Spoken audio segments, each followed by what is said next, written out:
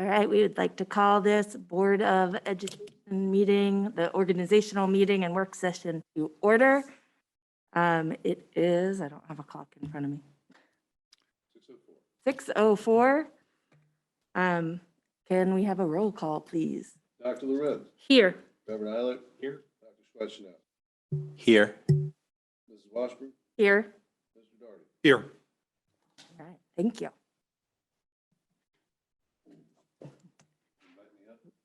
Yes, Mr. Dufresne. Elected and re-elected board members, please stand. Raise your right hand. The answer is I do. Do you solemnly swear that you will support the Constitution of the United States and the Constitution of the State of Ohio, and that you will faithfully and impartially discharge your duties as members of the Board of Education of Loveland City Schools, Hamilton County, Ohio, to the best of your ability, and in accordance to the laws now in effect and hereafter to be enacted during your continuance in said office until your successor is elected and qualified? I do. Congratulations. Welcome. Thank you. Boy, am I glad you all did that. All right, so next on the agenda is the adoption of the board agenda. Do I have a motion? I move to adopt the agenda. Second. Can we have a vote? Mr. Daugherty. Yes. Dr. Schweitzer. Yes. Dr. Lorenz. Yes, Reverend Eilert. Yes. Mrs. Washburn. Yes. All right, agenda is adopted. Now, please join me for the Pledge of Allegiance. Right behind you. I pledge allegiance to the flag of the United States of America and to the republic for which it stands, one nation, under God, indivisible, with liberty and justice for all.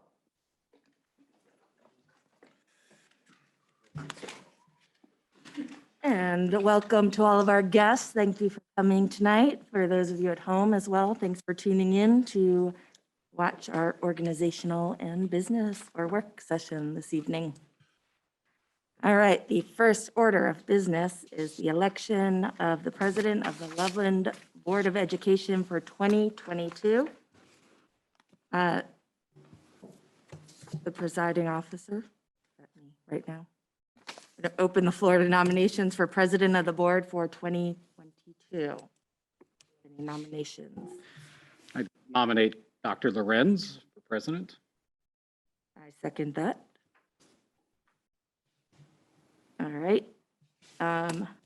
Dr. Lorenz, do you accept the nomination? I would, yes, thank you. All right. We vote. We don't vote on that, right? You need a motion to either, if there are any other nominations, or a motion to close nomination. All right. Are there any other nominations? I would move to close the nominations. All right. Second. Moved by Dr. Schwitchenow, seconded by But as Mr. fast as I can. Hard to write switch now, isn't it? Hard to read my writing. All right, and then we just need a roll call vote to close the nomination. Dr. Schweitzer. Yes. Mrs. Washburn. Yes, Mr. Daugherty. Yes. Dr. Lorenz. Yes, Reverend Eilert. Yes. thank you. And now we have to vote to nominate you, correct? You This vote is by- to elect. to elect. Yes, we just nominated a point. Would So anybody moved. like to? All right, any seconds? Second. All right, so it was moved by Dr. Schwitchenow and seconded by Mr. Eilert to appoint board member Dr. Lorenz as the president of the Board of Education for 2022. Is there any discussion? All right, can we have a roll call vote, please? Dr. Schweitzer. Yes. Reverend Eilert. Yes. Mrs. Washburn. Yes. Mr. Daugherty. Yes. Dr. Lorenz. Yes, And congratulations. Okay, you're it One more now. time. Thank you for your service. and in keeping with my habit of nitpicking, I noticed that under that roll call vote, Ms. Pettit is there rather than Reverend Eilert, so I'm sure I changed that. I thought. just so we know that she didn't vote on that. You want your seat back now? I can move if you would like me to. Take your sign. Yeah. Pardon? Oh. Signed. Okay.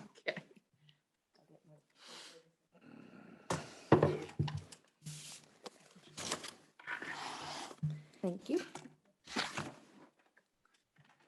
Well done. Thank you all very much. Once again, rather than just saying I'm glad you all got sworn in, I am very happy that we have returning board members. I'd like to welcome Reverend Eilert. Glad that you've joined our merry band of board members here. I know you have some audience here who came to see you sworn in, and I hope it wasn't anticlimactic. It was very, very important, and so we're glad you're here. Yes, thank you. And I'm glad to be here. I'm happy to be able to help the board by facilitating meetings. It's not really, you don't get to wear a crown or anything like that, but it is good to be able to help us get our work done. So, thank you. And it should be noted that there's a fair amount of work that goes into sitting in that chair, and I think we all appreciate the effort that you've put in and that you will be putting in this coming year. Thank you. Thanks. We'll just keep putting one foot in front of the other as long as COVID lets us do that. So, all right, I think the next item on the agenda would be a motion to elect the Vice President of the Board of Education for 2022. And so I will open the floor to nominations for Vice President. I would nominate Kevin Daugherty to continue in the role. I would second that nomination. Mr. Daugherty, would you be willing to serve as Vice President? I would. Are there any other nominations? I would move to close nominations. Reverend Eilert moved to close nominations. I don't know that we need a second on that, so we will, unless there is discussion, we will have a vote. Mr. Giuffre, to close nominations. Dr. Swetchnow? Yes. Mrs. Washburn? Yes. Mr. Daugherty? Yes. Dr. Lorenz? Yes, Reverend Eilert? Yes. motion carried. We now need a motion, and I will move to appoint Kevin Daugherty as the Vice President of the Board. Second. Any discussion? Want to talk about what a good Vice President he's been this past year or anything like that? No, I'm just happy to be able to help. There is some work involved in it as well, and There is, there is. we appreciate that. Notice my very quick support of your. Yeah, you've been doing this for a while now. All right, Mr. Giuffre, can we vote on that? Dr. Lorenz? Yes. Dr. Swetchnow? Yes. Reverend Eilert? Yes. Mrs. Washburn? Yes. Mr. Daugherty? Yes. Motion carried. Now we'll put ourselves all to work. Next item on the agenda is to establish the time, place, and dates of the Loveland City Schools Board of Education business meetings. The reason we separate these out is that business meetings have typically been the third Tuesday of the month, and work sessions, if we have them, are the first Tuesday. So we separate them out so that it's clear that we have a regularly scheduled business meeting. And so at this point, we would need a motion to establish the business meeting dates that are listed in the agenda. Is there a motion? Nobody wants to come to meetings? So moved. Mr. Daugherty moved. Is there a second? Second. Reverend Eilert, I'm going to call you doctor. I know it's just going to happen. Reverend Eilert seconded. I do believe that I heard, we had talked about these last year, mentioned to board members that these are all the possible meetings. I only heard one board member indicate that they had an issue, and I think it was Dr. Swetchnow who had an issue with March 15th. Is that correct? Correct. And so there are a couple of options either for the board to discuss. Are there any other board members who have any with the meetings? So a discussion would be, I know you don't believe this, Dr. Swetchnow, but we could have the meeting without you, but I very much believe that. We could also consider changing that date. I did check, I think, and March 22nd would still be before the spring break. I think the following week, the 29th, would be the Loveland spring break. So does anyone have an issue with March 22nd as opposed to March 15th? I don't have an issue with either of the two dates, 8th or 22nd. The 22nd's better for me. 22nd is better for Eileen. Mr. Giuffre, Mr. Broadwater, do you have any issues with March 22nd?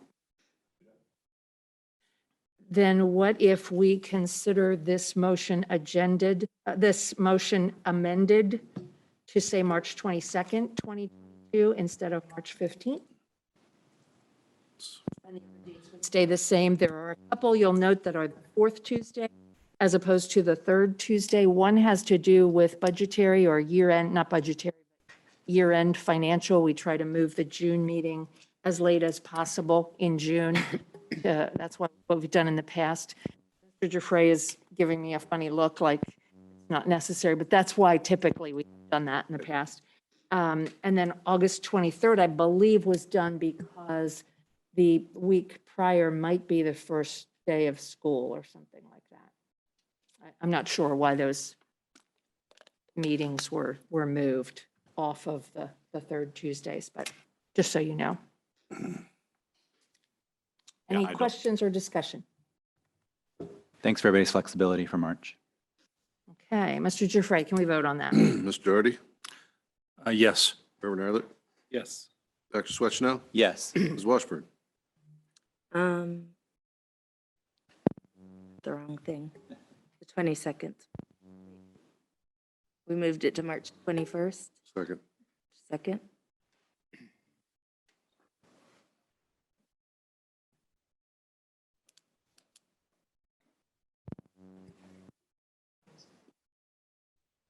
Oh, yeah, that's, yes. That's a yes. Dr. Lorenz. Yes. My last one, motion carried. All right, we have our business meeting set. The next item is a motion to establish the time, place, and dates for Board of Education work sessions. These are regularly scheduled meetings as well, but are called work sessions as a time to do some in-depth work and presentations as opposed to taking care of the regular business items that come before the board.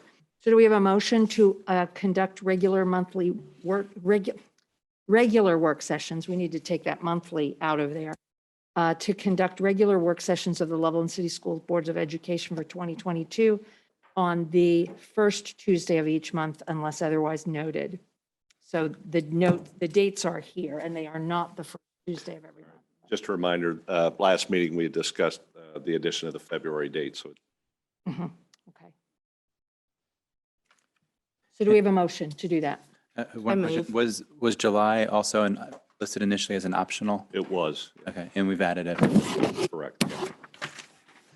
I think I heard Washburn move. Is there a second? Yes. Dr. Swetchnow seconded. I did come up with a question. November 3rd, I believe, and I apologize for not asking about this before. I think November 3rd is a Thursday. It is. Is there a reason it was a Thursday instead of a Tuesday? I can't think of any reason. Election day is the 8th.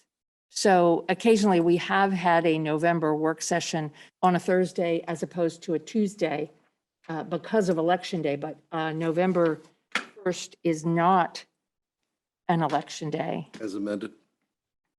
Pardon? As amended. As amended, so would November 1st work to keep things on Tuesdays? Yep. Yes. Okay, so then again, this would also be an amended resolution. February 1st, March 1st, May 3rd, July 12th, September 6th, and November 1st. I do potentially have a conflict on the 3rd, but these are work sessions. Yes, on May 3rd? I may be out of town for a conference then. Okay. Well, we do have time. We can make some adjustments, board determines it needs to, but if we set these, unless the board has other thoughts on that one? I'm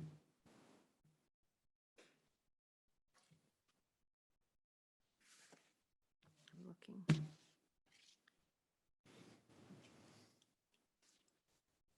I would suggest that maybe we leave it that way. Fine. It's possible that if we do a resolution later in the meeting, where we are talking about strategic planning. It's possible that we might make some adjustment to our work sessions anyway.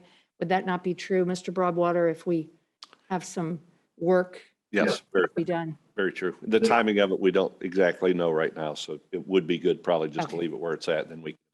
All right, we'll keep an eye on that one. Reverend Islet. Okay. Anything else?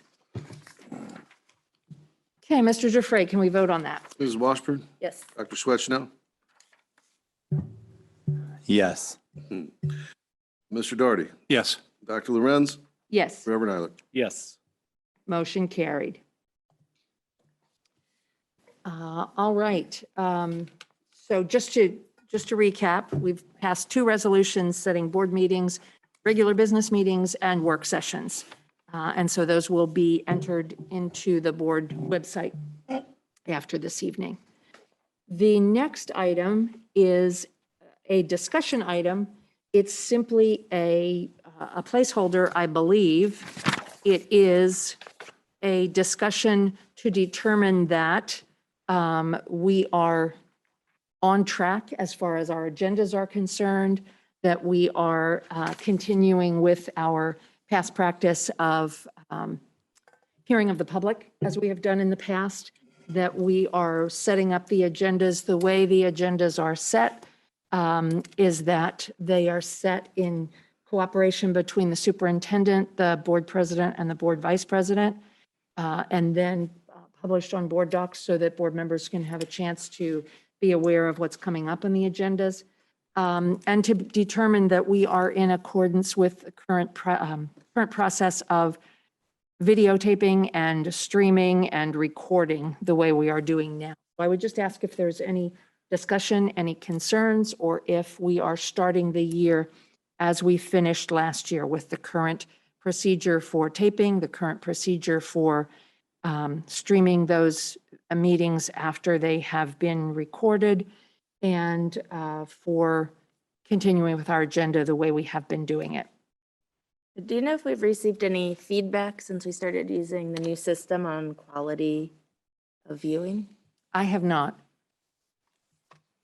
Do we know if we have received anything? Yeah, I provided a little bit of feedback on that, and the resolution is lower than what we had on Zoom. I don't know if we can adjust that, John, up or not.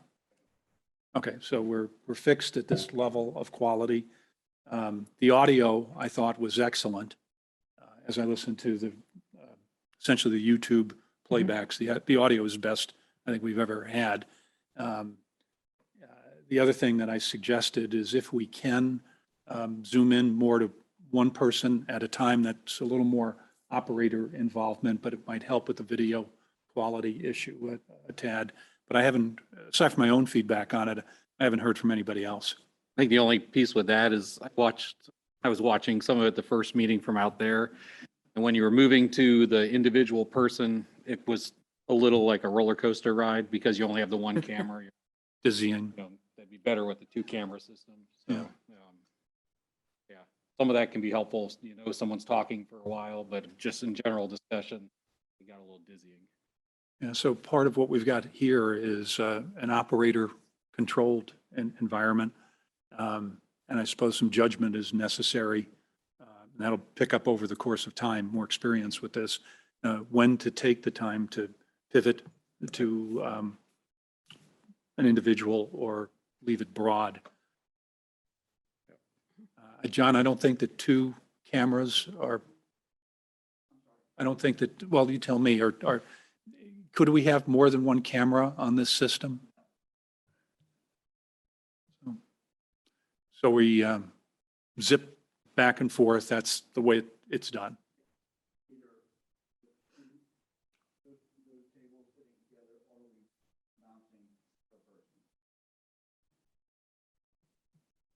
So just maybe a suggestion on that, you guys to look at the video afterwards and try to get a sense if, we're doing too little or we're doing too much pivoting back and forth, and whether it might be disruptive to a viewer.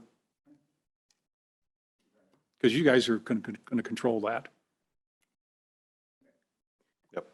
I do notice compared to some other boards' meetings that I have watched, I think that even as it's viewing the entire board table, it is still quite viewable to me. I have seen some where boards are up on a stage, boards are at quite a distance from the camera, and if it's not zoomed in on someone, it is really very difficult to tell who is talking. It's very difficult to see the people at all. And I do think that this is, even if it stays widescreen all the time, I think it's viewable for people and audible for people. Anything else in discussion? Again, that was just a discussion item. Now we're very tiny up in the corner of our screen here, so heaven knows what's happening, but We're getting- presumably for our audience, we're still quite visible. I see it as half a screen for us right Okay. now and half a screen for an upcoming presentation, Okay, what we're doing. all right. Mr. Broadwater, did you just signal me for something or? No, you were next. I didn't have a presentation. Oh, okay. yet. Okay, very good. I saw eyes looking at me, so Okay, no, the next item on our agenda is to approve the annual resolutions, and they are listed under this resolution. So I will move to approve the following resolutions, and I will not read them all, but I will mention them. Is there a second? Second.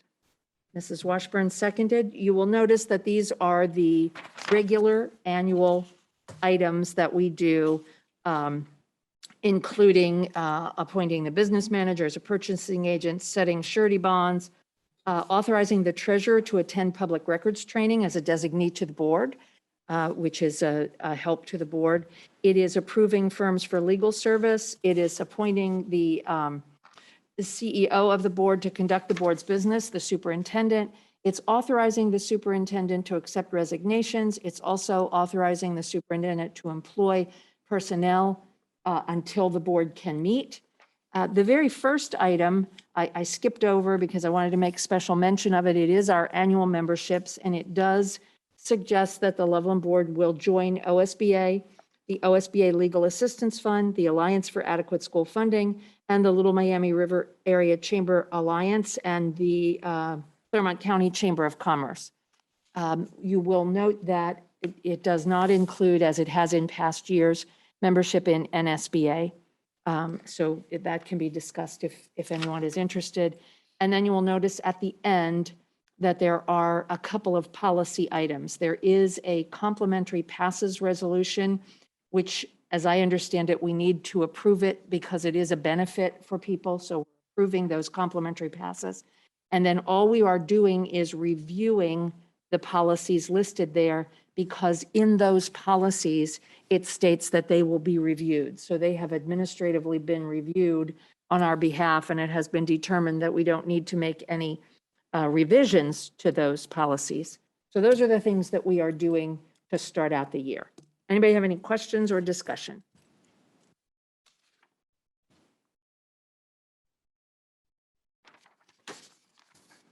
All right, then, Mr. Giuffre, can we vote on that? Dr. Lorenz, Yes. Mrs. Washburn, Yes. Mr. Daugherty, Yes, Reverend Eilert, Yes. Dr. Schweitzer. Yes. Motion carried.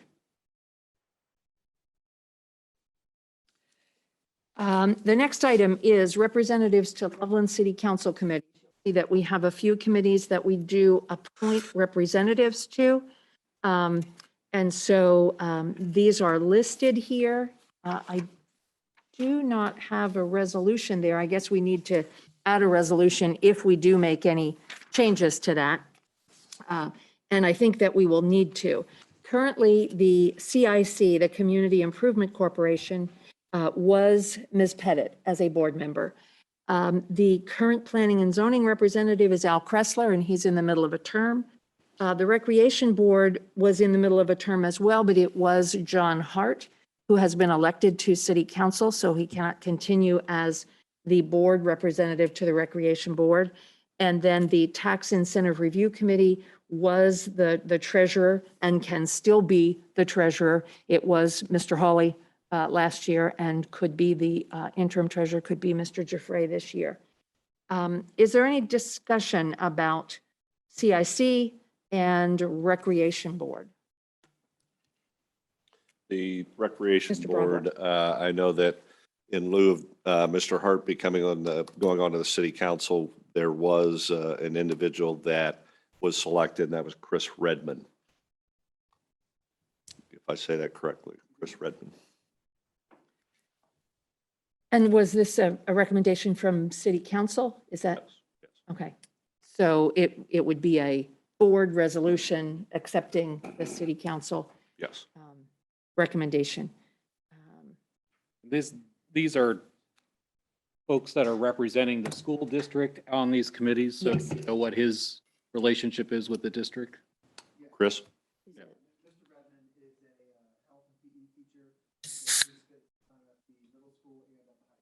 Great. And Mr. Kressler is a long-term Loveland resident and has Very represented familiar with us. them. Yes, has represented us on the planning and zoning for some time. The CIC, I don't know that it needs to be a board member representing. It has been in the past, but I don't know that it needs to be. Is that true, Mr. Giuffre? Do you know? I don't. I don't know whether we could appoint the superintendent, since we're appointing the treasurer to the tax incentive review. Could the superintendent be, it's possible that in the past, I believe, the CIC rep has been the superintendent. Oh, I would be happy to do that. Is there a residency requirement? I don't know. Yeah, good question. I don't know the answer to that.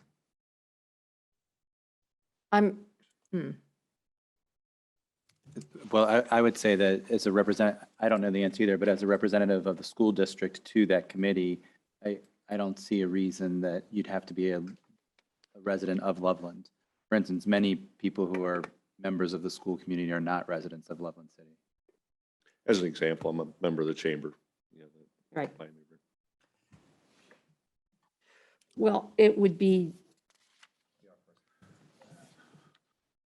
my suggestion that we make these four people, superintendent for the CIC, continue with Mr. Kressler for planning and zoning, move ahead with Chris Redmond for Recreation Board, and the treasurer for the Tax Incentive Review Committee, and confirm with the city that we can have Mr. Broadwater represent us on the CIC. I will do that tomorrow. Okay. Mr. Kennedy's on there. He's not from around here. It's true. Okay. So do we decide we need a motion for I this? believe that we need a motion for this. Mr. Daugherty, are you making that motion? So let me move that we approve the Loveland City Council Committee recommendations just discussed. Is there a second? Yes, second. Dr. Swetchenow seconded. Any other questions or discussion? Sorry to lead you through that, but it was a little bit tricky this year because of the way things changed, so. Mr. Giuffre, can we vote on that? Mr. Daugherty, Yes. Dr. Swetchnow, Yes. Dr. Lorenz, Yes. Mrs. Washburn, Yes. Reverend Eilert. Yes. Motion carried. Now we move into another discussion topic, which is district committee representatives, and these are administrative committees. This does not need a motion. These are simply board members volunteering to be parts of these administrative committees that have been set up to help us complete the work of the board and complete the work of the district. And so there are, you will see listed, a facilities committee, a finance committee, a student experience committee, a policy committee, and then a representative from the board to the Business Advisory Council. I would just let board members know that I believe if we get to the superintendent's item, when we talk about strategic planning, I believe that Mr. Broadwater intends to ask for board member representation to a design team. So there would be another volunteer committee membership for one or two board members at that point, just to help you think about your time. The other thing I would note, particularly for Reverend Eilert, is that these committees, the administrators have been careful to help us set up the committee times based on what works for all the people who are meeting. So the administrator will say, for example, that, I start my work at 8 o'clock in the morning. I'm willing to meet with the variety of people on the committee at 8 o'clock or I know that for the Student Experience Committee, Mrs. Washburn has been a part of that. And so those have been tended to be later in the afternoon. So I don't think you need to be concerned about when these committees meet. They will be adjusted to get all of the members to be able to meet during them. So I don't know how you would like to do this. I think we've written it on the board. I've been talking. And I've been talking a lot. I would make one suggestion that might make everybody around the table breathe a sigh of relief. I would be happy to. She's going to take it. I would be happy to. So moved. serve on the policy committee with the superintendent. And my suggestion would be that we. Let's vote her in quick before she. I said there was no vote, remember? My suggestion would be that possibly we just start with one member, because I think we're at a crossroads with policy. I think that we are having some trouble getting everything caught up with Neola. We had a pause in policy with an interim superintendent. We have an opportunity, I think, to do some kind of audit and some kind of change. And I don't know that it's valuable to conscript a couple of board members to spend a lot of time proofreading policy if it's not your thing. Obviously, it's my thing. So I would suggest, unless there's somebody at the table dying to be a member of the policy committee, I would be happy to be on the policy committee and be the policy committee for the time being, if that's of interest to the rest of the board. Congratulations and thank you. Yes. So now you all get to say what else you would like to do. And Kathy, I would just add, out of the bottom of my heart, how much we appreciate that. But also, if you ever feel like it would be beneficial to have another board member's eyes on it, I'd be happy to be your second, your Okay. distant second. All right, your name's there. Okay. Well, maybe we'll start with Dr. Swetchenow. What committees would you like to, or committee would you like to help with? I feel like I've made good progress in understanding the finances of the system and the finances of the district and some of the complexities in how we go about organizing those finances. So I'd like to continue on the finance committee. I'm happy to fill in on any of the other ones that we need an extra body. All right. Reverend Eilert, do you have a sense yet of what you might like to do? No, we talked a little bit about the strategic planning piece that you're alluding to, that it will be coming, and I'm happy to be a part of that. But otherwise, I'm the newbie here. I've served on committees that are strikingly similar to these in various capacities, and so I'm happy to fill where needed. I didn't mention, but there can only be 2 board members who volunteer to the committee. Otherwise, it needs to constitute a meeting, as more than 2 board members would possibly be discussing board business. Okay, Mr. Daugherty. So as is the case with Eric, I think been close to finance, and we're kind of in the middle of some things there. So I'd like to stay with finance. We still have building, did we say? Facilities. I'm happy to lend a hand on facilities as well. I don't know what the design team on the planning process will look like, but leave that out there as an option, depending on what our needs are. All right, and Mrs. Washburn. You're all going to be shocked that my preference would be to continue with the Student Experience Committee. All right. Okay, well, we have, as I read it, going around the table, 2 members who would be interested in helping in the Facilities Committee. Sorry, Finance. I wrote it wrong. I apologize. I was thinking Finance was first. So that Mr. Daugherty and Dr. Swetchenow are interested in volunteering for the Finance Committee, chaired by the Treasurer. I have Mr. Daugherty on Facilities, chaired by a Business Manager. Anybody else want to jump in with Facilities? I've been working with John a little bit as far as the facilities plan for the buildings on Loveland Madeira, so I'd be happy to be involved with that as well, unless somebody else wants to take it.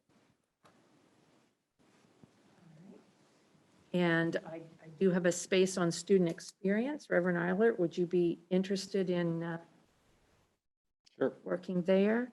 And then the Business Advisory Council, I may have said we don't need a resolution, but we might in fact need a resolution. Mrs. Connor, can I ask you, the Business Advisory Council, that has a legal requirement that there be a board representative, is that correct? Do you believe that we should have a board resolution in order to confirm that appointment? I think you will have to do a board resolution for that appointment because we have. Okay, all right. So I apologize for saying we didn't need one. I think that the others can be volunteer. These are the people who are going to work on these committees. And the business, now I have you walking back and forth, Mrs. Connor. I apologize. Getting her The steps in. Business Advisory Council meets 3 times a year, 4 times? Times a year, once, basically a quarter. Okay, once a quarter, and you have met twice already? Mhm. And I believe that Mrs. Washburn has currently been serving as that. So I'm going to ask if anybody else would, we have to have a resolution if it's not Mrs. Washburn, correct? She was already appointed, so. And I'm happy to continue to serve in that role, but if somebody else is interested in it, it is a fulfilling position and they're doing a lot of great work.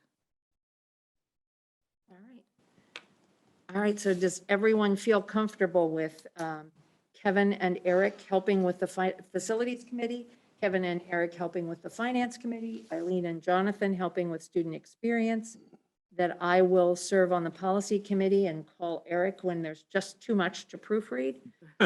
No, I will keep the board aware of all of the things that we ought to be doing for policy. And He there will does be read more. fast. Yeah. Not well. That Eileen will continue to serve as a Business Advisory Council representative. And when we get to discussion about the strategic planning, should that resolution pass, then we'll determine the design team membership there. All right. I think that those are the board items that we should move into superintendent items and ask Mr. Broadwater to share what's going on. Madam President, Yes, sir. are we going to take action on business? Do we need to if she was appointed previously? I don't believe so. Okay, we have a resolution where she Thank was appointed, so she's continuing. Okay, thank you. Thank you. All right, Mr. Broadwater. Thank you. Before I get started, I would say congratulations to our 4 newly elected board members. I look forward to working with you, and I believe we have some exciting things coming up in the near future as we move towards figuring out what we want to do for our kids here at Loveland. I will congratulate Dr. Lawrence for becoming the board president again, and it is a lot of work, and get to talk to me quite a bit and see me every Wednesday. So congratulations on that. And to Mr. Daugherty, thank you for being the vice president as well. I look forward to working with everybody, and I'm excited to get started. So with that, Cullen, I don't know if you're able to get the presentation up or not. What I was going to start with was just a COVID update. And as we all know, COVID right now is a problem. The positive cases are increasing. So I wanted to do is kind of highlight where we are. I sent out a message to our staff to try and let them understand where we are, and to our parents as well, as kind of the new quarantine guidelines. Every day, it seems like there's adjustments to things, whether it be the quarantine guidelines or the boosters and all that. So I'm going to give an update on that and just kind of let you know where we are right now today, January 4th. So the thought was we would take the first 2 weeks off, we would continue the masking the first 2 weeks after the holiday with the thought that the numbers probably would increase. That's what we saw last year. That's been the history. And sure enough, that's what's happening right now. The community numbers, the positives that we have in the district, I got the numbers today. We have 39 positive students, 20 positive staff members. And what that means is it happened over the holidays. And now it has come into the building. And so therefore we've adjusted. I can tell you that our nurse, Judy Leamy, and all of the nurses and health aides are working overtime virtually every day, simply because we still, as an entity, have to contact trace. So with every positive comes contact tracing, and it's a lot of work for them as we go through that. So the first 2 weeks after the holiday, we kind of anticipated that we would have an increase in numbers. So far, that is true. We are going to look at the numbers at the end of this week. Then we will again look at the numbers at the end of next week to see where we are. We had kind of planted a flag in the ground as January 18th, where we would like to go to mask optional. I can tell you there are quite a few districts in the area that went mask optional yesterday, the first day back from the holiday. So I will be in contact with their superintendents throughout the next couple weeks to see how that is going. I think the January 18th date, we need to make sure that we're looking at the numbers. We're meeting with our medical advisory board on Friday and discussing what the numbers look like. And right now the numbers are high, and we need to be sensible about how we want to go to mask optional. The goal is to be mask optional and let our families make the decision. We know right now the hospitals are pretty taxed. We know that the numbers are high, but we have these 2 weeks as kind of a buffer to determine maybe next steps and when we go mask optional and when does that make sense. With that, I can tell you that the CDC did change from the 10-day to the 5-day quarantine requirement. I know that was done simply so they could get individuals to make sure that they are quarantining when they're not ill for compliance. And so that has been moved to 5 days, and we put out to our parents today the new guidelines. You have the Ohio Department of Health guidelines. If the positive case is coming in from the community, that's one case. If the positive case was generated out of the school or in the school, that's the mask to stay, test to play. Okay, so when we sent out the email, there were two criteria, and it's confusing. The way it's set up is pretty confusing. If it's coming in as a community case, that's where you have the 5-day quarantine requirement. If it's in school, which we haven't had yet, we've only been back for 2 days, then it's mask to stay, test to play as we go through there. The other information I would tell you, the vaccines and the boosters have been made available for ages 12 through 15. So ages 12 and up are now eligible for their booster. And for the vaccines, what we have noticed is the vaccines seem to be helping. When we look at our high school numbers, the high school numbers right now are actually the number of quarantine high school students is at 2.7%, and the number at, for example, LES is 4.4%, and that's quarantine right now. So the vaccines appear to be working when you look at that. But the boosters are available, and the vaccines are available for all of our kids minus the pre-K.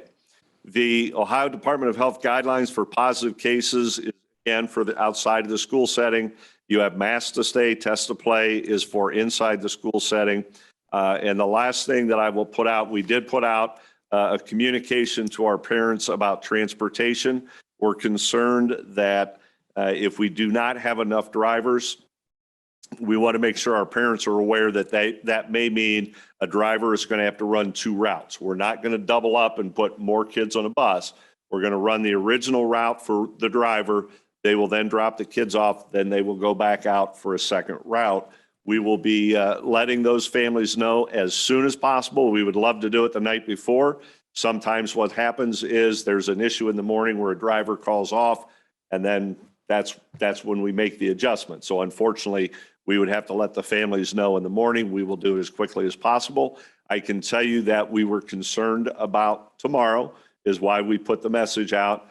John Ames, Greg Osee, everybody involved in the transportation department has been working just hard to figure out how we can continue to provide transportation the way that we do it.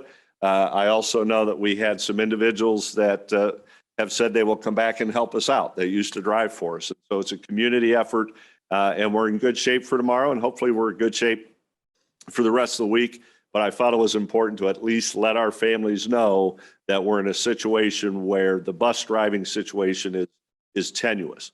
I do want to remind everybody that the mask mandate for transportation is still there until March. And so our drivers are masked. Our kids on the buses are masked. These positive cases are coming from the community. And we expected that because that's kind of what has happened over the holidays. And so we're hoping after this week, it tapers down next week, and then we start to see kind of what some other countries have seen where Omicron starts to dip a little bit. But again, it's something that we evaluate every day.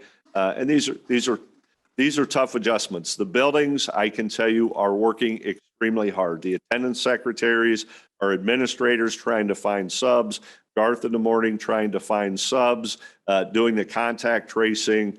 This is a lot of work to have school, but it's important that our kids are in school. And that's been the number one objective all the way through.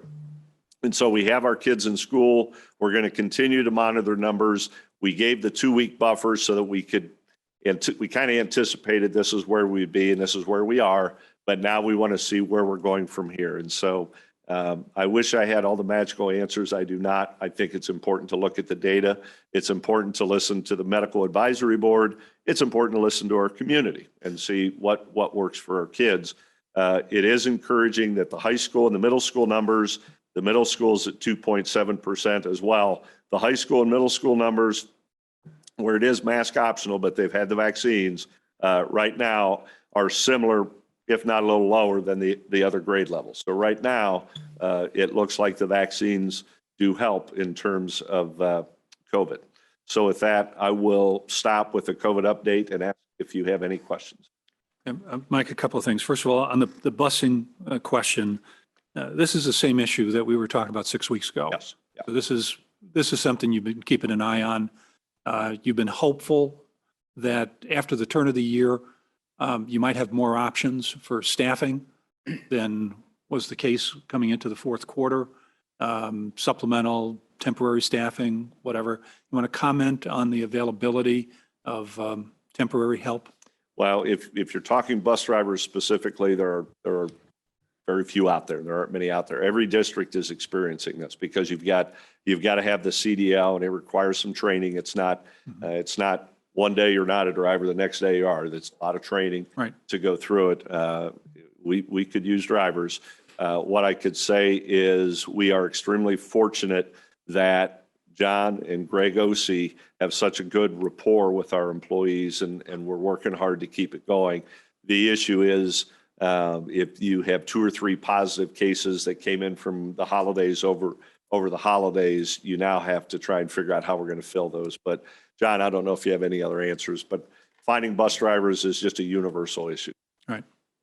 Mr. Daugherty, are you guys hearing me? Is this on? I wanted to make sure what you were referencing when we were talking about this prior to winter break.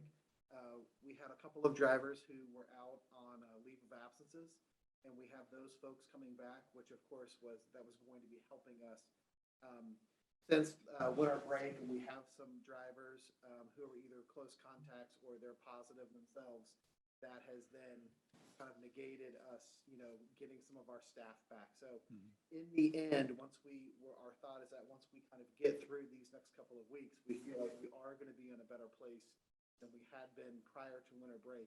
It's just right now is, even when we have some folks coming back, having folks out being sick, of course, is one of the issues. Okay, thank you. And I'm sorry, go ahead. Oh, I was going to ask a question about the staff attendance, but if yours was, I just didn't want him to have to walk back and forth. Oh, go ahead. I had some more for Mike, but go ahead. Okay. You said that 20 staff are positive right now. What percentage of our staff is that, or are we seeing it across the grade bands, or is it more in one building compared to another? Now, in response, I can tell you that it's not one specific building, and it's the classified and the certified class. That number is for both.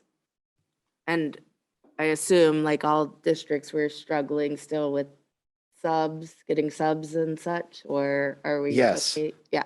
Yeah, that's the case. Every day it is, it's a kind of an everyday look and shifting and where do we have subs and which buildings need more. We're continuing with our building subs for all of our buildings. But yeah, it's something that has been an issue and continues to be an issue. And we are working day to day to make sure that, that we've got folks in the classrooms with our students, which we've so far have been pretty fortunate. It's not to say that we haven't been being creative and, teachers giving up planning times and different things like that. It is a team effort for sure. Yeah, I know Logan said one of his teachers from last year came into his class today to watch them. So Yeah. and Yeah. I know where I am, like we're Yep. giving up plan time.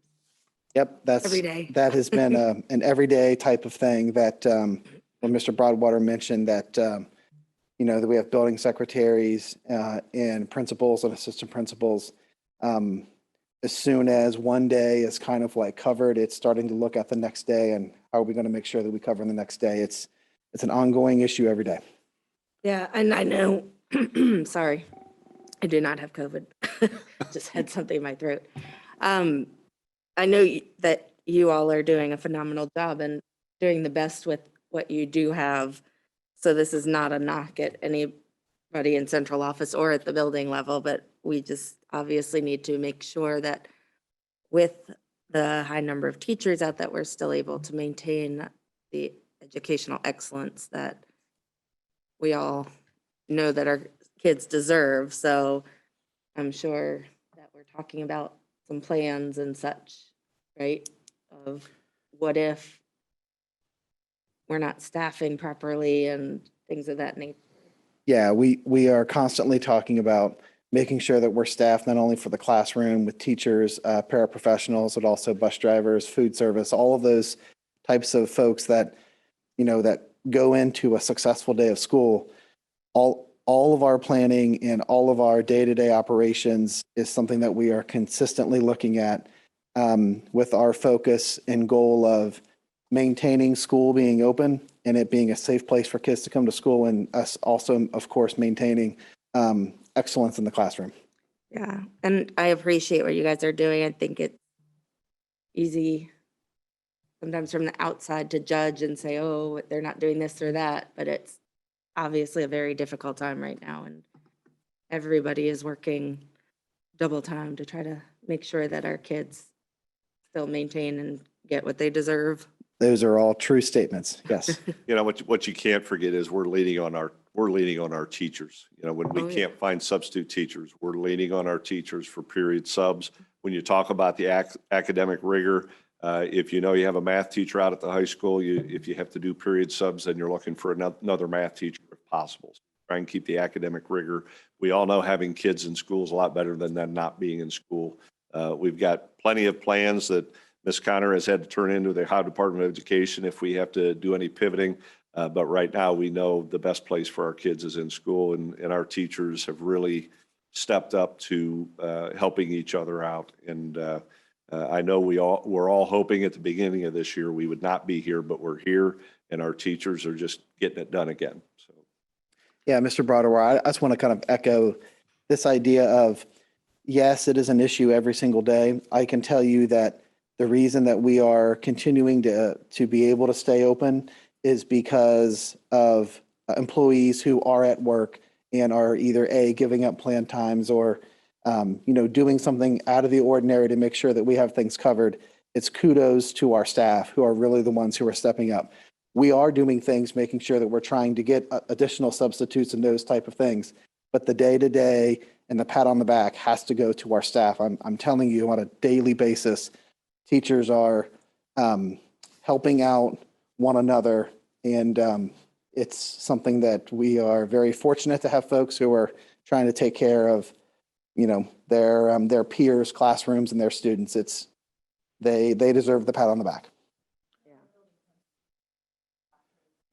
Oh yeah, I'm not just up here just to say this is a team effort. I mentioned it earlier. It's the entire team.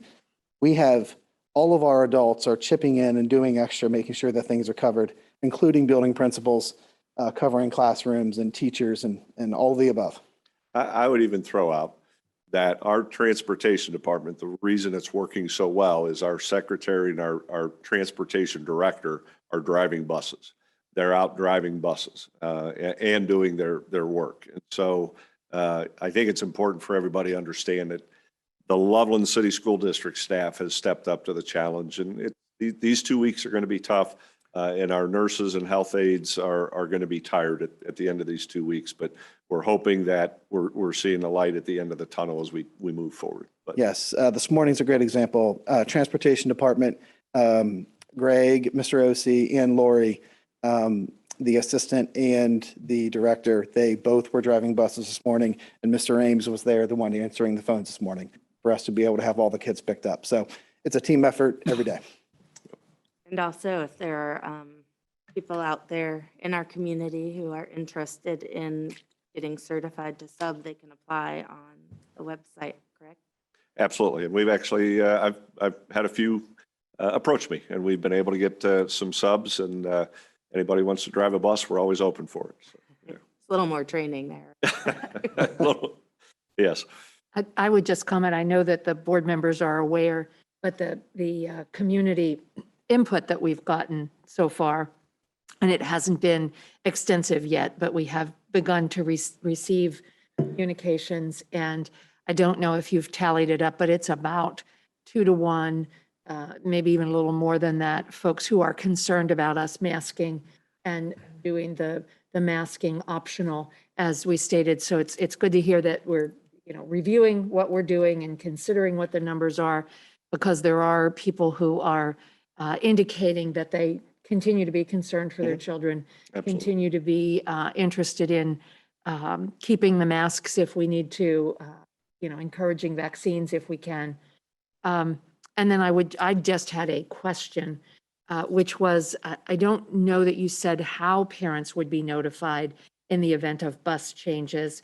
Would that be does it go through the all-call system? Does it go through a? Yeah. And related to that, I know at the beginning of the year, we had a little trouble getting everyone into the all-call system. And I just wanted to remind us to make sure that we have everybody in the system that we do, so that folks, if they find out in the morning, so if they do not have a bus coming till late or don't have a bus coming, how they're going to find out. Sure. The all-call is up and running. We used it the night before yesterday to remind parents that we were still using masks pre-K through 6. So the all-call is working the way that, and I put out a voicemail, an email, and a text to our parents this afternoon at 4 o'clock about the transportation, letting them know that we will. It seems that parents respond to texts. So we would text bus number 23 will be late or will not be running, so that we can push that out quickly. Now, the question will be, hopefully parents know the bus number that there's ride, because some of us as parents forget, we don't pay attention to that. So parents will need to know their bus number. Ideally, we could do it the night before, but normally what happens is you come in the morning at 4 or 5 o'clock in the morning, and now you realize 2 people are out, and you've got a couple routes that you have a problem. But it will be via the text and email on the all-call system. The text people seem to check those pretty readily. So that's how we would get the information out. Mr. Broadwater, something to add. If we know the night before and we have time, we will be reaching out to just those individual families, letting them know. If it's the morning of, that's when the all-call system is going to be used, because we wouldn't have time to be reaching out to all those families. But if we do know the day before, the transportation department would be reaching out and phone calling those folks, making sure they know for the next day. Right. That's a good point. Thank you. Oh, Mike, To call every family would take too long in the morning. So if it's in the morning, we want to get it out quick, and then we follow up. Right. But good point. So Mike, I wanted to stay grounded in the data. I've been following every week the dashboard. You said 39 as of today, and that's the same number that would have been 23 when we left on the 19th? Correct. All right. So 39 up from 23. And do you happen to know how that splits between the buildings? Okay, don't worry about it. I do not. Okay, that's fine. Just, I've been trending this and I've been separating the data essentially by strategy. Mask required and mask optional. And that's built up through the buildings that have those various policies applied to them. And, to your point, the vaccination strategy prior to this 39 had resulted in about 3.6% of our kids having an infection. And the masked strategy has resulted in about 4.4%. A gap has been there fairly consistently over the course of. And I will time. add that other districts would echo that as well. That's what they have seen. Right. So it does seem that masks are an effective strategy, maybe a surprisingly effective strategy, but clearly not as effective as the vaccination strategy.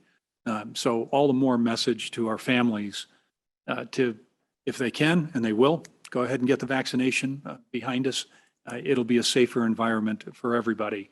I suppose that masks and vaccination is a little bit of an unknown, but over the course of the next several weeks, we might be able to determine that based on, I guess, the LMS building. Right.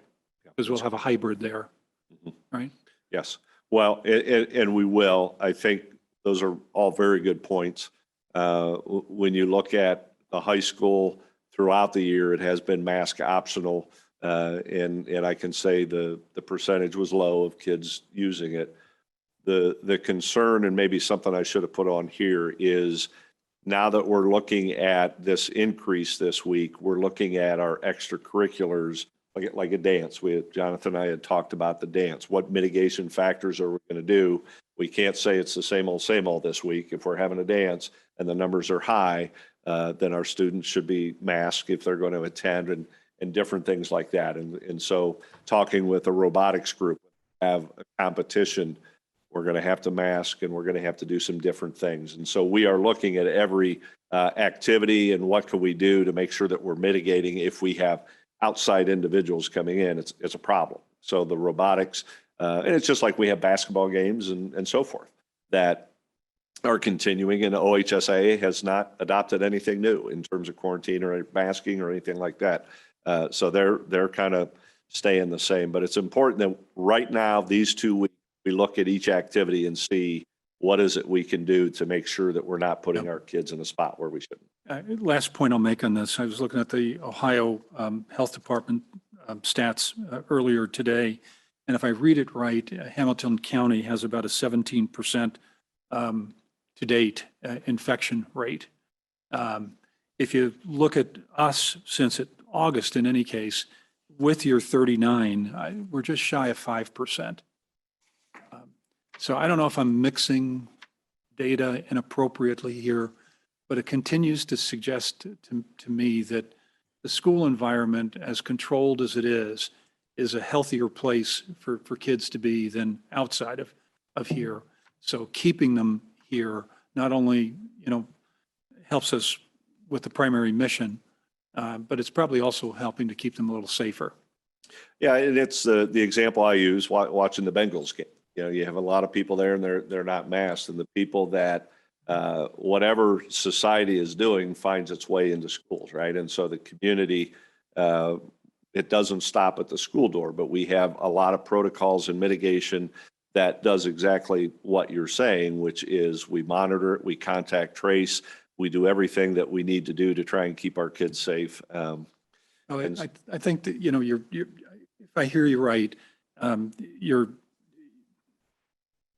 going to take the time before any change in policy. And I think, when we're in a case where we've got significantly increasing numbers of infections, to reduce the mitigation strategy is a hard one to make sense of. So I think you're making the right call in that respect. And I'm sure we'll all be listening closely for how this develops. Yeah, I think we can't put our heads in the sand and not look at, we have to look at the data and we have to look at where it is. The other thing that all along we've been talking about keeping kids in class, keeping them in their seats, and the vaccine gave the kindergarten through sixth grade parents that extra decision, right? They could get a vaccine or they could wear a mask. We could be mask optional. So believe me, I'm excited to go mask optional and get back to what we do as a school, but we need to be smart about it and we need to look at the numbers. And when I look at the data, and Dr. Swetchenow and I talk, all of us talk, it does look like Omicron comes in and leaves pretty quickly. So let's just monitor that and see what it looks like. The other part that we really have to be cognizant of when we have numbers rising like this, I can't emphasize enough that the other part of keeping kids in school is having teachers and having staff. And so we also, the reason I put out the message to our staff is to let them know that we are thinking of how can we make sure that we have teachers in the classroom. None of us want to go to the R word of remote. We just don't want to do it. It's not what's best for kids in my mind.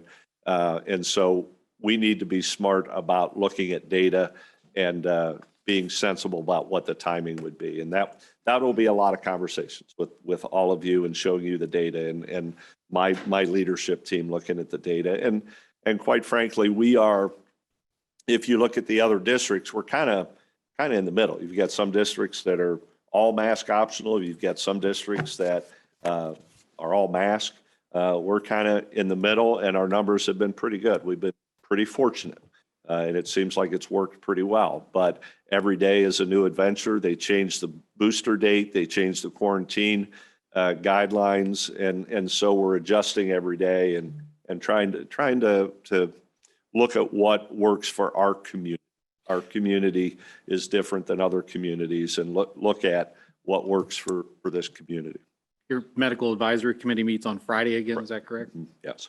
That's great. I'm glad you're continuing to work with them. I think it's important to recognize not only are we, always monitoring where we've been, but recognizing this is a new variant and more contagious. And so I think we're just going to have to keep our eyes very close for a while, and I know you're doing that.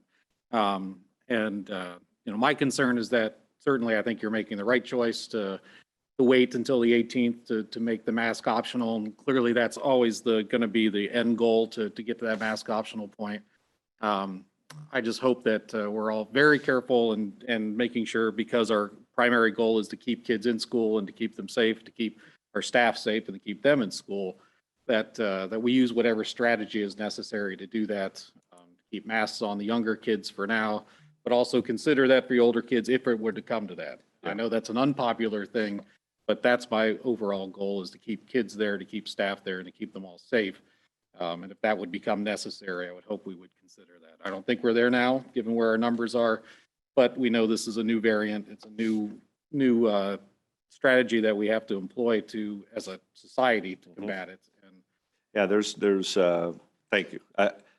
There's nothing that we have a physician on the medical advisory board, Dr. Frank, who's very knowledgeable vaccine, a pretty commonsensical approach when I addressed, well, what do you think if we wait for the 2 weeks after break and then we start to go mask optional, how does that sound? And his response was, well, that seems to make sense. I bet you when I talk to him this Friday, he's probably going to have a different opinion because the numbers have changed. And that's just, we can't predict that. I do know that he would say that the vaccines are working and make sure that you're encouraging people. But our parents, they have the choice right now, the vaccine or the mask, in terms of the secondary, the elementary, that is where we would like to go, but we need to look at the numbers and be smart about it, I think. Jonathan, I don't think your opinion is unpopular. I support it and agree with everything that you said. So the one, not one thing, I have many things, but one thing that stands out though, just for clarification, the booster for the 12 through 15-year-olds isn't available at the end of the week, I believe. End of the week? I believe so. I had not heard. I think Thursday, maybe the first day you can get it, or Friday. I believe also today they changed where they recommended the booster after 5 months rather than 6, is what I heard as well. So Yeah. every day it's, you're adjusting and looking at it. Yeah, I mean, as you said, things are constantly changing. So as long as we're looking at that every day, as I know we all are. Well, and there's nothing, I hesitate to say this, but there's nothing saying that we go mask optional on the 18th and numbers the next week say, well, that didn't work. That we have to be adaptable and flexible. But at the end of the day, the goal is to get mask optional and let our families have a choice. I believe that's where we should be. But I also believe we have a responsibility when the numbers are high to make sure we're helping out. I think a lot of us never thought that this particular decision ought to be a school board decision versus a public health decision. People that have the resources, the data, everything, better equipped to make these decisions. The only good thing in my mind that comes of everybody doing their own is that we have dozens of mini laboratories, and we can compare the results of different strategies. If you know of somebody or a group of sites, districts that are universally masked, that'd be helpful to know. I'd love to see the data and whether they've got better results. One would presume that they should have better results than we have. And that would be an input to the decision. Were we to take one on at some point to change the current policy to more masking versus less masking. But I'd love to see the data to help inform those kinds of decisions. There's a district I can call tomorrow, and that's a great idea. And if you could get it based on vaccinatable Right. grades versus non, so we could compare that degree of granularity in the strategies. Good. Anything else for Mr. Broadwater? Oh, go ahead. Sorry, I would just add that with all of our numbers that we've seen, we've not seen intra-classroom spread. We've seen spread in sports teams and extracurriculars, but not an intra-classroom spread. So to some degree, it's exactly what you referenced before. The amount of disease that we have in the school community reflects the amount of disease that we have in the broader Loveland. The one thing that we can say clearly, and we saw this from data last year, is that we did not have the same outbreaks of respiratory viruses in classrooms that we did previously. From time immemorial, schools have been known to spread flu, colds, adenovirus within classrooms, and that didn't happen last year. So the assumption there is that masking in indoor environments does have some beneficial effect. On the flip side, we also don't have significant vaccination for most of those diseases. And what we've seen with particularly children who have been vaccinated is there's been literally almost zero hospitalizations or deaths without significant comorbid conditions. And at some degree, I'm a strong proponent for families deciding what's best for their children. If you wanted to get your child vaccinated, you've had the chance to do that, and they have significant protection from severe disease. If you'd like your child to wear a mask to class, they have the ability to do that. We have not shown that unvaccinated children not wearing masks spread COVID to vaccinated children or children wearing masks. So it's not quite as simple as black and white, and we have the ability as a school board to protect our children or not protect our children. There's lots of other things that can and are done.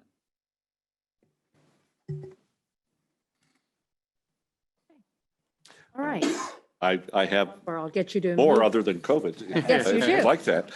I'm excited for the next topic, which is strategic planning and where we're going in Loveland City School District. So you may or may not know, but Mrs. Connor worked extremely hard over the past few years and developed what was called Portrait of a Tiger. And that's the last slide that I have there. And the Portrait of a Tiger is based upon what's called the Portrait of a Graduate through Battelle for Kids. And the Portrait of a Tiger, the 6 kind of topics that they came up with were resilient learners, curious explorers, real-world problem solvers, empathetic collaborators, global innovators, and community stewards. So a lot of the heavy lifting towards that has been done and done very, very well. Now what we want to do is put action steps to what does that mean? What does that mean for our kids? And additionally, not only what are the action steps, what are the finances needed? And are those finances new finances or those finances that you're taking one program, converting it to another? And so it's a very important discussion. And it's something that at the end of the day, I would like to have a strategic vision for the next 5 years. I would like to know what is it that the community wants? What do we want for our kids? What has changed? If you look at COVID, one thing that it has taught us is we can do some things differently. We don't necessarily have to have kids in a classroom to learn. What does that mean? What does that look like? And that's a lot of conversation with our community and determining what does that look like for the next 5 years. So when we sat down and we decided we wanted to do a strategic vision, I continued to come back to the Portrait of a Tiger, and it's good work. And it was a lot of hard work that a lot of people, including Mrs. Connor, did that really represented community input. So I want to honor that work. And when I discussed strategic visioning with other superintendents, with other companies, getting a lot of different comparables, I had a cost anywhere from $150,000 on down. And what does that mean? And what does the strategic visioning mean?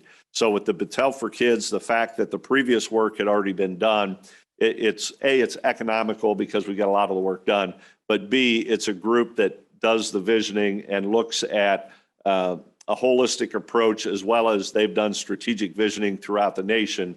And so we're comfortable with their process. And the process, I provided the board with a lot of information in terms of process. So the comparables, we're comfortable with the price. We know that the goal is to have a 5-year. So if the price is $60,000, that's $12,000 a year to have a strategic vision for a premier district like Loveland City School. We should have a strategic vision. Where are we going? What do we want? All the stakeholders. What do we want for our kids moving forward? The budgetary item, we always look at that. Where do the funds come? The communication budget we have set up. We had printed newsletters that were going to be emailed, set up with budgetary items. We are not going to do the mailing. We are going to make those all digital. We will print some so that when we go to the chamber and we go to different events, we can give printed. The large cost is the mailing. When you mail a newsletter, that's a large cost. And so we had budgeted about $80,000 for the mailing of 4 newsletters. Instead of mailing those 4 newsletters, we're going to do them digitally. We are going to mail a postcard, and you'll see one probably the end of this month, beginning of next month, where we'll be doing our quality profile newsletter. That postcard costs $5,000 to send out versus $20,000 for a printed newsletter. It will have the QR code. You hit that, it takes you to the digital newsletter. We'll have the availability. If you want a printed newsletter and request it, we will try and honor those requests. So you have printed, but we won't have to mail them. And that's the large expense. So when it comes to the budgetary item, when we're talking about the strategic vision, in my mind, there's no better communication tool than having a strategic vision for the next 5 years. And that is going to be the basis of our conversations as we work with our kids and with our parents and with our community at large. So on the first slide, if you notice, I also have kind of the verbiage that Battelle for Kids provided us, providing strategic direction for the redesign of the overall educational experience for students. And we always want to keep it student-centered. This collective vision reinvigorates and reengages students, teachers, and community stakeholders by answering critical questions such as, and Dr. Lorenz had mentioned it earlier, it's going to be important that we listen to all the stakeholders. We'll have design teams, we'll have key communicators, we're going to have community forums. It's going to be a great way for all of us to understand what do our stakeholders want for our kids. And that's important that we keep it kid focused. So what are the hopes, aspirations, and dreams that our community has for our young people? We attended the Capitol Conference and we listened to Battelle for Kids, and they did a little bit of a hope survey. And they said surprisingly, the students have pretty high hope, probably higher than what you think going through a pandemic. But students don't know much different. We as adults know different. And so our students do have the hopes and aspirations, and we want to make sure we continue through that. And the mental health discussion and the social emotional learning, we need to have hope and we need to have vision, and what is the educational process for our kids going to look like. The second bullet there, what are the skills and habits of mind that our children need for success in this rapidly changing and complex world?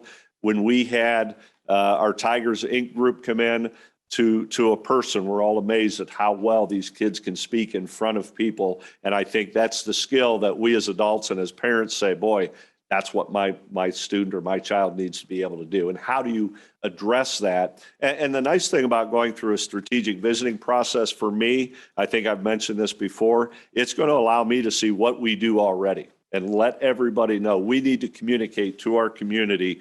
What do we do a lot here? We do a lot for our kids. We need to communicate what that is and see if that's what our stakeholders want, or do we want to adjust that? Third bullet, what are the implications for the learning experience we provide in our school systems?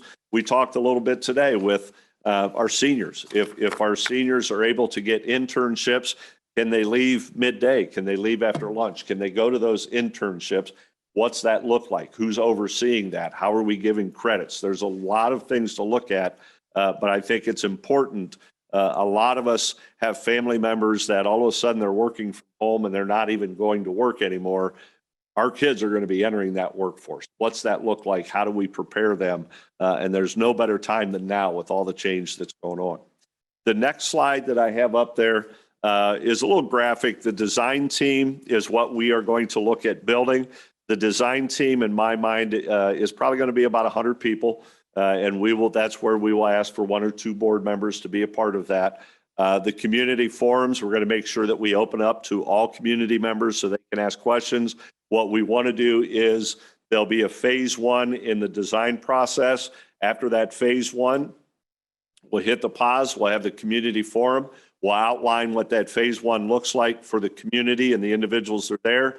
Take their input, make sure they have a way to give us input, and adjust that as we then move into phase 2. And then when we hit phase 2, hit pause, have another community forum, and so on.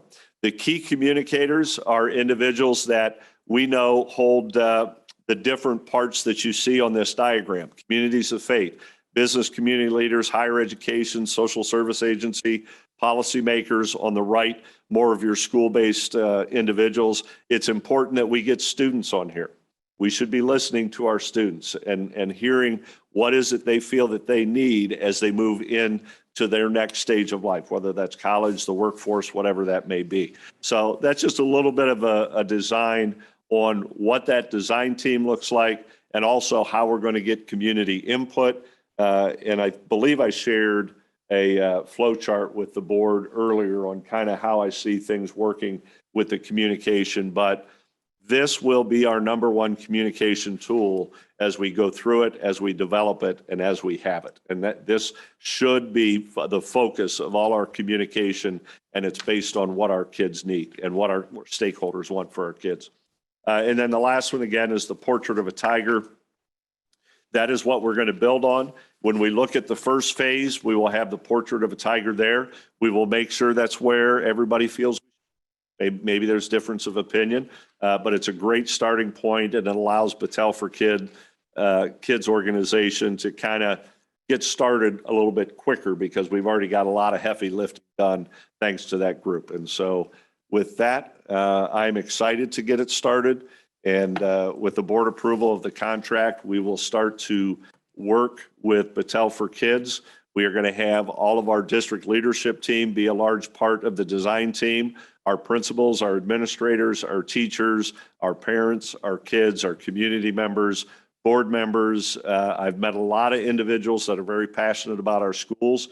I want to hear from all those different sectors of the community. And we want to make sure it's very, very diverse when we start talking about what is best for our community and for our kids. Because as we will always say, the largest group of our community are individuals who are not parents of kids. We need to make sure that we're listening to our community and we are seeing where they think we should go and support our kids that way as well.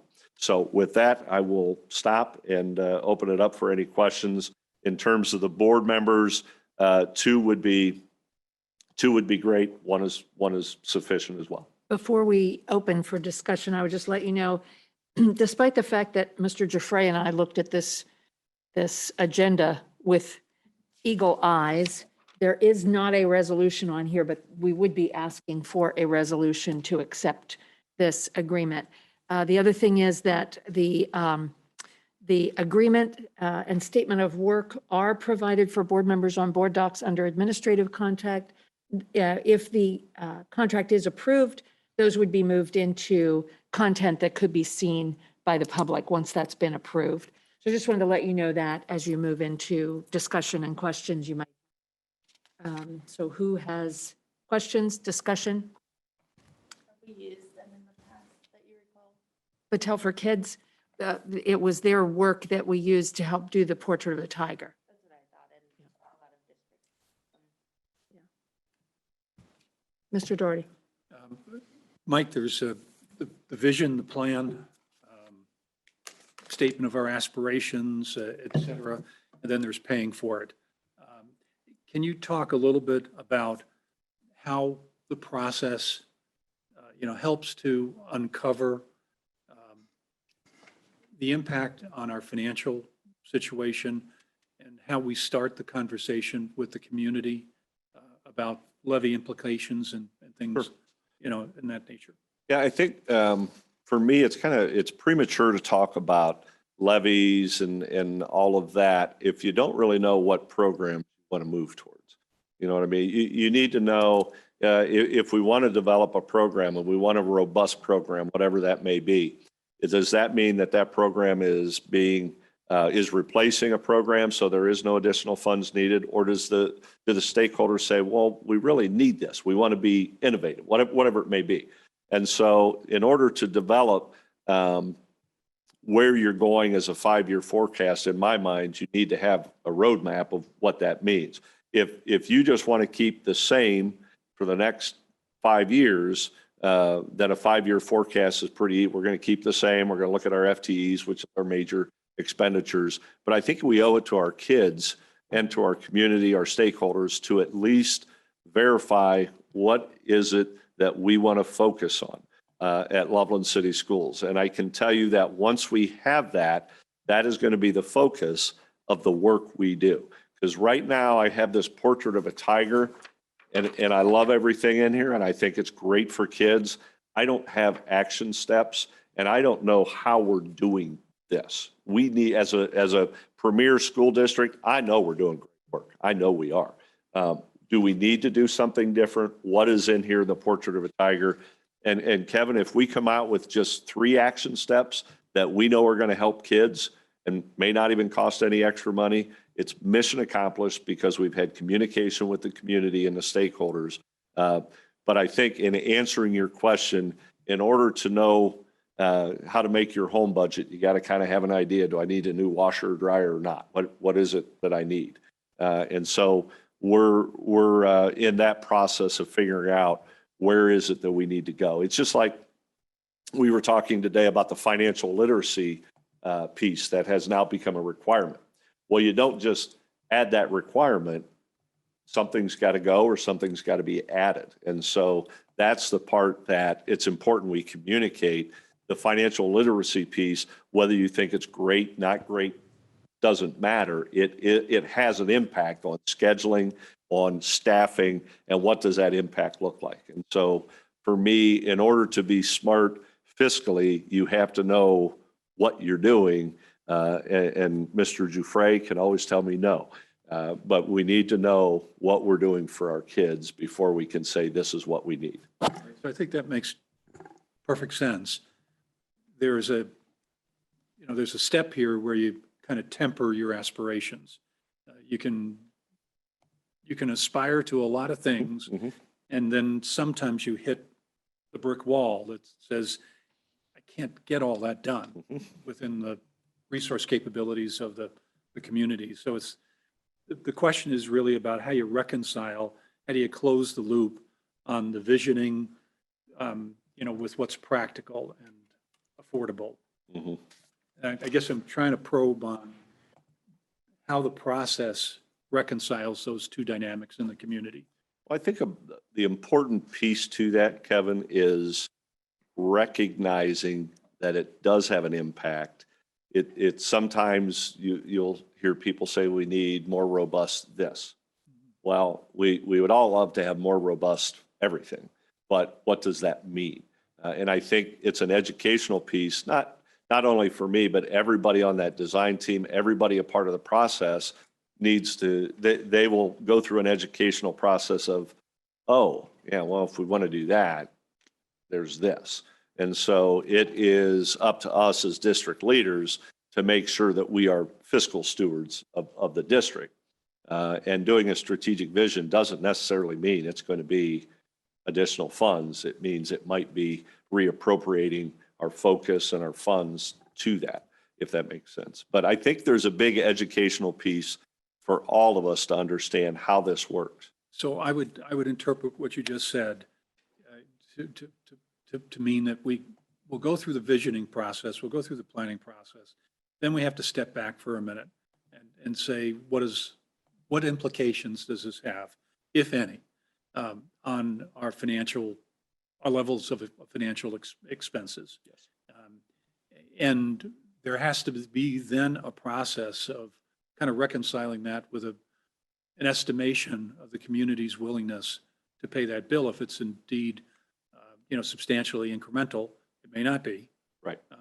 But there needs to be an additional step to reconcile all of that before we get to any discussions about levies and Absolutely. incremental funding. That's why I think it's important to have board members on. So as we go every month, I would like to report out where are we. But when you start talking about the financials, and I've mentioned this before, I love the portrait of a tiger, but I need action steps. Okay. You can say, well, we want more innovation. That's great. What's that mean? What are but those action steps also need to have funds attached to. Right. And so we need to be realistic about that. You can't have a strategic vision asking for everything and then go to Mr. Jouffre and say, I need this. And it's just not appropriate. So it's Just to emphasize that the visioning process may uncover things that we're doing that we don't need to do. correct. And create bandwidth to do more valuable things. So it's not synonymous with more money, No, not at all. but it could have some elements of that that ultimately have to be reconciled, right? Okay. Yeah. And timing wise, if I've read the plan correctly, you expect it to be completed in the August kind of timeframe? We would like to have the majority of the work done by June. I think the June to August, we're going to be looking at what are those action steps, kind of honing that. What do the action steps look like? And I know any sustainable change that I've seen in education does not happen overnight. It's a process. And if we end up with a 5-year vision, that means it may take 5 years to get one action step, but at least we know what we're focused on. And I would emphasize again, because I know fiscally we want to make sure that we're very sound.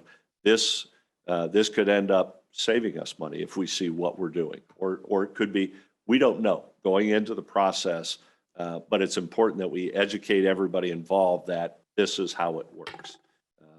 And so that's the part that excites me, is meeting all the different individuals that'll be on the team and listen to their ideas and see what they have. We've got a lot of great individuals. The Planning Commission has a lot of great individuals, intelligent people that have helped us immensely.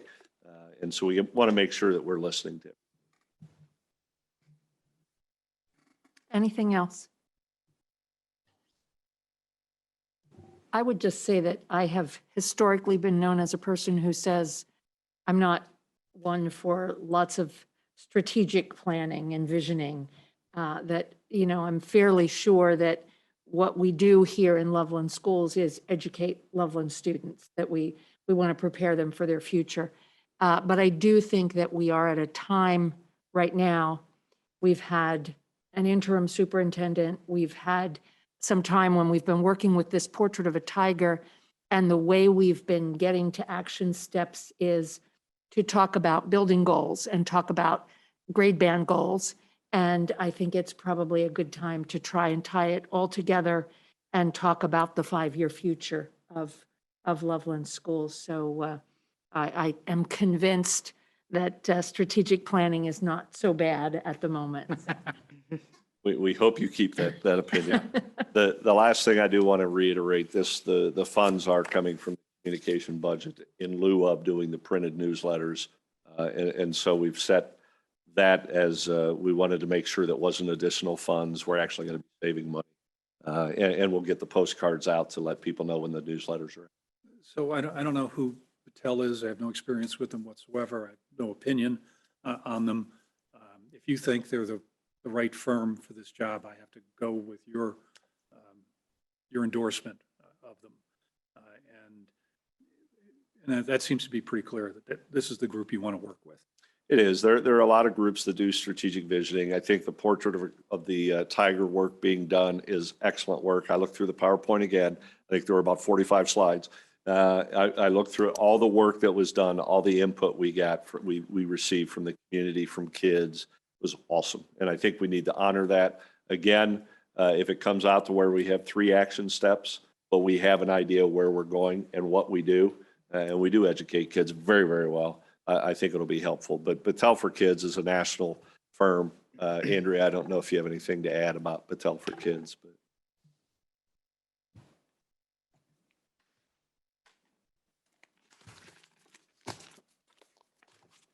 Battelle for Kids is a national firm. They have an office in Columbus. They are, what I would say in Ohio, one of the educational leaders in supporting some of the things that probably we don't even realize. So strategic visioning is part of what they do. They also do a lot of support with what are called SOAR districts who want to really dive into student testing data to determine what they can do to make improvements. So they're basically a consulting group, an educational consulting group that has national and even some global ties in some of their work. And so, when we did Portrait of a Tiger based upon Portrait of a Graduate, it is Battelle for Kids work, but we did not contract that. Our administrative team launched that, did that on our own. And it was kind of ironic because obviously Battelle for Kids noticed we were doing it because it's based on a national model called Portrait of a Graduate. And they started reaching out to us like 3 years ago saying, hey, we really like what you did. Yeah, you guys did an awesome job with that. And it was something we did on our own. We just felt very strongly that we wanted to lead that part of it. And we're really excited because part of relaunching this is to say, okay, we're going to dust it off. We're going to take a look.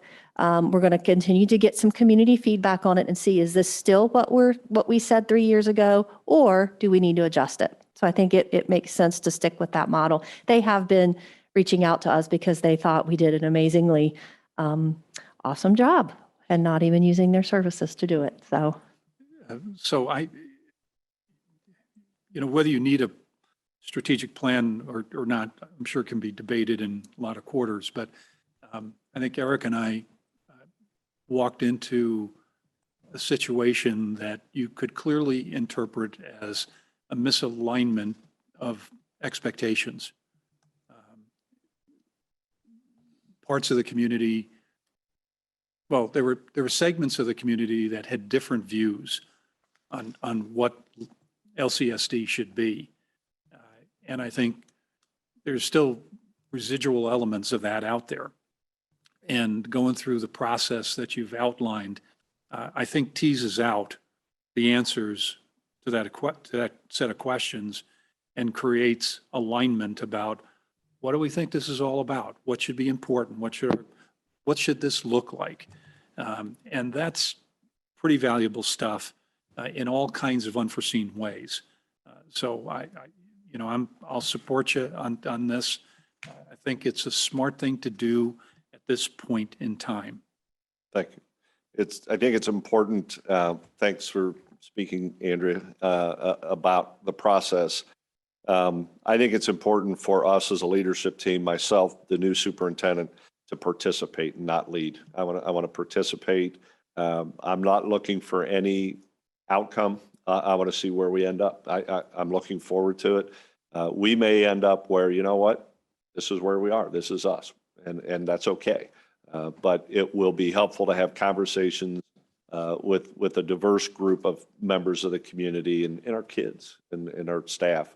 So I'm looking forward to that, and I think it's important.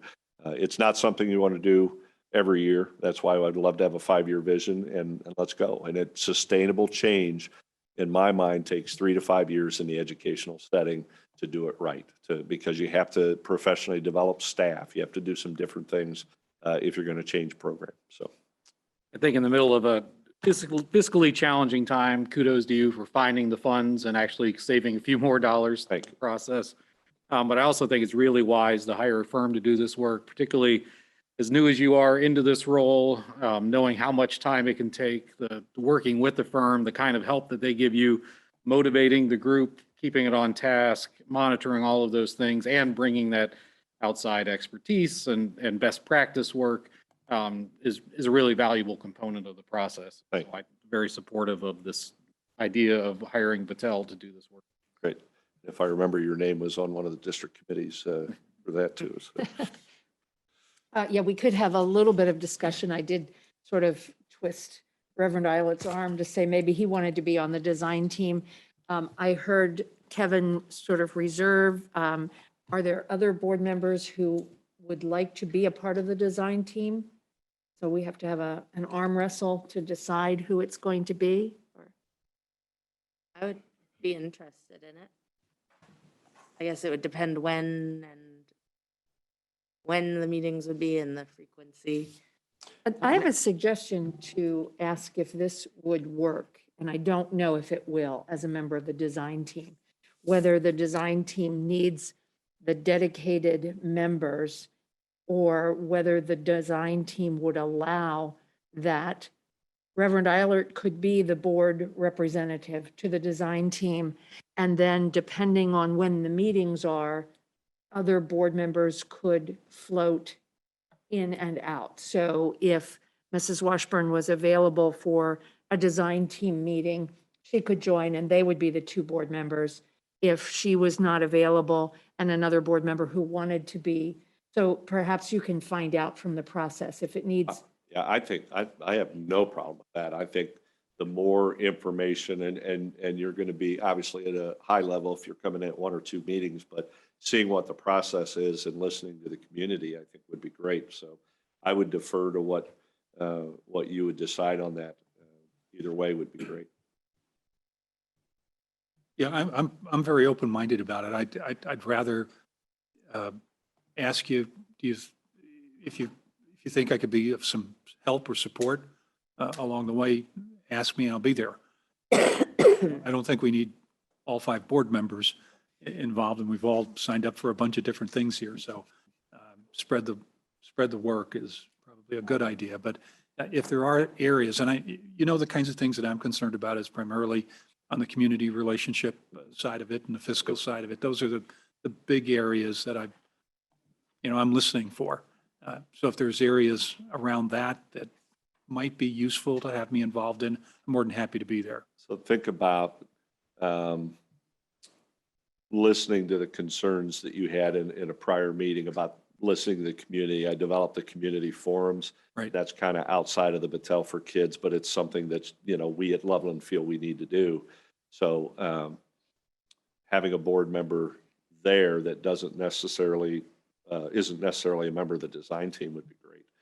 Maybe It would be Faith. my understanding that, as we have done with planning work in the past, if there's a community meeting, in fact, all board members could be there as audience members. They As could not be community there constituting a board meeting. They could not be discussing board business. But we have had planning meetings in the past, and we did have any board member who was available come to the community meeting and see how that.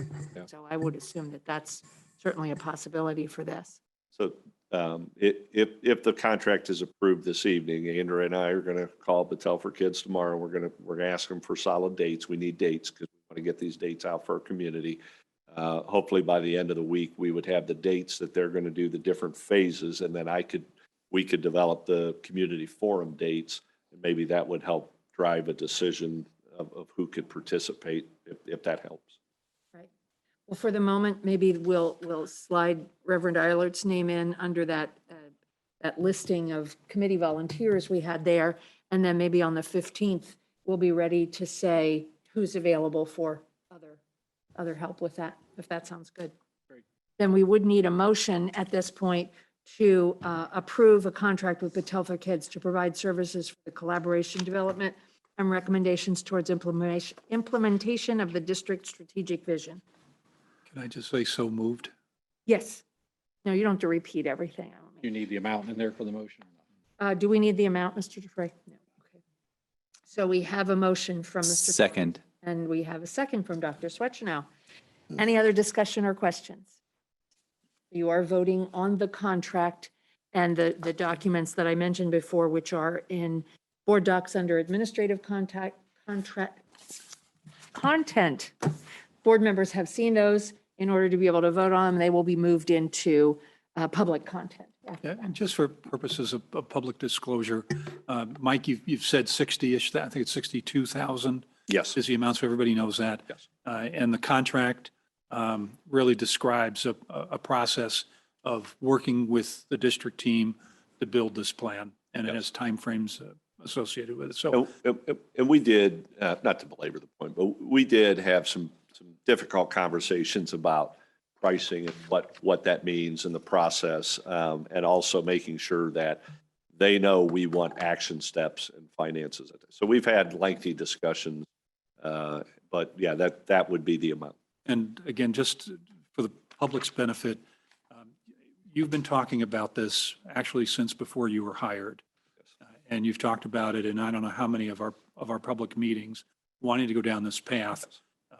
The specific firm is a more recent development, but the overall goal and the process you've been talking about consistently for a long time now. I can tell you that when I was hired, it was my expectation that I would lead this process because I like it.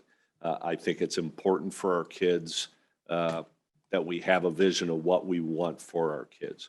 The longer I've been here and listened to community members, that's why I've kind of turned to where I feel it's important that I participate and just listen.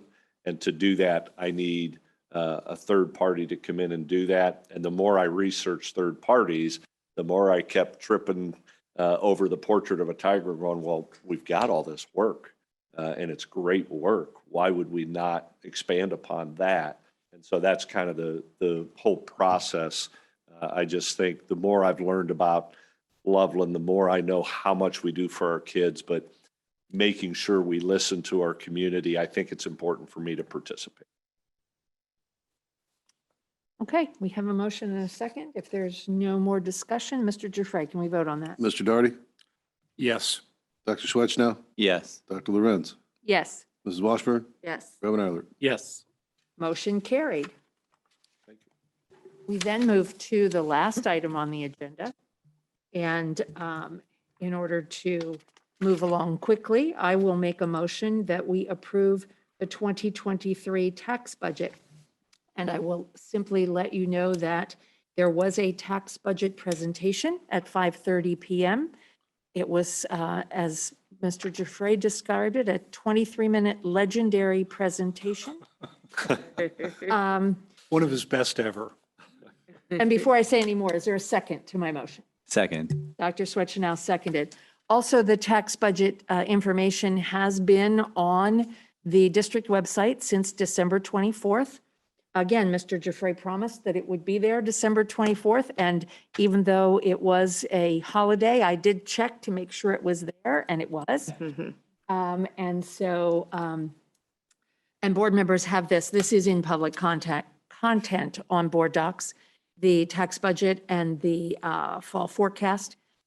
So I did make that motion, and Dr. Swetchnow seconded to approve the tax budget. This is a legal requirement, but it's now time for discussion. Yeah. So again, just for public consumption, the this is the thing I think the public thinks about when they hear budget is how much are we going to spend? And what's in here is really based on the 5-year forecast that was presented back in November in terms of expenditure as well as revenue. But the key thing, I think, from the community perspective is going to be expenditures. So no big surprises here, no real changes from where we were at in November. This is really a legal process that we're going through this evening. Compliance. Yep. Any questions or discussion? I know treasurers love it. We spend so much time on all kinds of things, and then we get to financial stuff and we say, yeah, okay. I'm fine. I would recommend that next year, maybe the organization meeting not be on the 4th of January, so that it's not Christmas Eve when it's due out. but Okay, that's all just right. Personal preference. We'll work on that for you. Is that an oops? All right, thank you. Well, then can we vote on that, Mr. Dufresne? Dr. Lorenz. Yes. Dr. Schweitzer. Yes. Reverend Eilert. Yes. Ms. Washburn. Yes. Mr. Daugherty. Yes. Motion carried. Thank you for your hard work on that. Thank you. And now we have to set up a new process. We had a regular a motion person for adjournment, so we need a new adjournment motion person. Is there a motion to adjourn? Mrs. Washburn moved. Is there a Oh, second? I was nominating Eric to be the new person. Oh, but yes, okay. I'd like to make a motion that Eileen be the person for motion. I have down that Mrs. Washburn Yes. moved and Dr. Swetchenow seconded to adjourn the meeting. That's accurate. And it's not a debatable motion. Can we please vote on that, Mr. Dufresne? Ms. Washburn. Yes. Dr. Schweitzer. Yes. Reverend Eilert. Yes. Mr. Daugherty. Yes. Dr. Lorenz. Yes, motion carried. I have us adjourned at 7:55.